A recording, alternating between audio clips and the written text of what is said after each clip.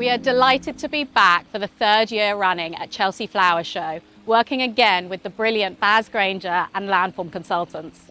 The Seed in Time garden perfectly brings to life the power of long-term planning and the significant impact that this can have on future outcomes.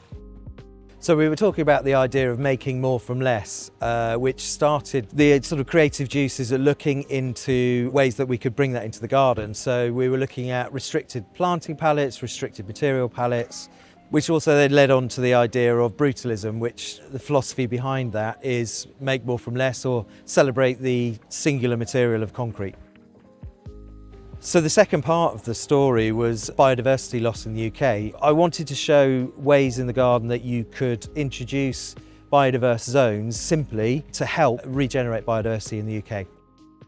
Small ideas like tying up the grasses at the end of the season so you can cut them back and use them. You can either leave them there and reptiles can then make a home in there, small mammals, more insects, or we've used straw in the render on the structure at the back there. The idea is that as that deteriorates over time, you can replenish it from what's been grown in the garden.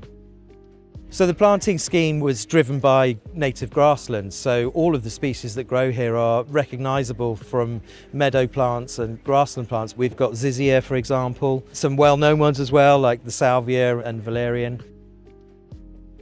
I knew I wanted to have a structure that was quite angular that would be then offset against the soft planting. And so we ended up with quite an unusual shaped structure. But what it does is really create those lovely vistas through to see features of the garden and also frame parts of the garden that you wouldn't necessarily see.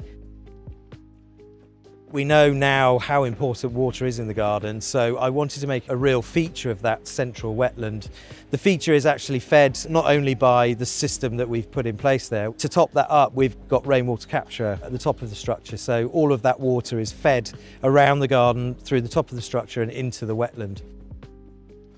So the steps themselves are made from a new concrete blend. We worked with Scalavis on this. We ended up with 92% recycled concrete. The rest of the mix is actually ash, which is a byproduct from making energy, which is the main binding material. And there's a very, very small amount of cement in there, which is an activator mainly, just to make it warm so it dries from the inside out.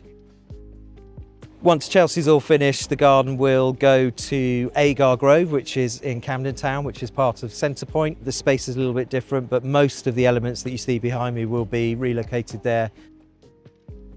We're incredibly proud to support something that has had such a positive impact and to play even a small role in helping to make Chelsea such an inspiring event year after year.